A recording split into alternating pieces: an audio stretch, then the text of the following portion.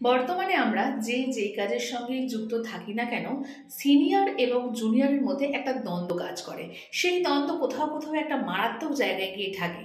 কিন্তু সেই সমস্যা আমরা কিভাবে দূর করব?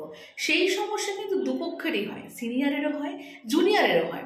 সিনিয়র মনে করতে থাকে যে নতুনরা অনেক কিছু শিখে এসে আমাদেরকে গুরুত্ব দেয় না, আবার জুনিয়ররা মনে করে যে সিনিয়রদের আমরা গুরুত্ব দেবো কেন, তারা তো অনেক কম আমাদের থেকে কাজের কর্মদক্ষতা জানেন, আমরা তো অনেক ট্রেন্ড করে এসেছি। ফলে সিনিয়র এবং জুনিয়র দুজনের মধ্যেই যে একটা ইগো, সেই ইগোটাই কিন্তু এই দ্বন্দ্বের কারণ। ফলে কাজের যে ইনস্টিটিউশন বা কাজের যে জায়গা, সেখানে কিন্তু কোনোভাবেই সেই জিনিসটি এগোতে পারে না।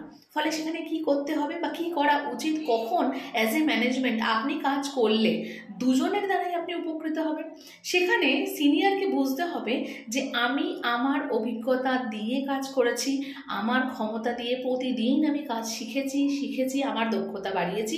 কিন্তু জুনিয়র যে এসেছে সে অনেক ট্রেনিং নিয়ে এসেছে, ফলে তার থেকেও আমাকে নতুন কিছু শিখতে হবে, আমাকে আপডেটেড হতে হবে।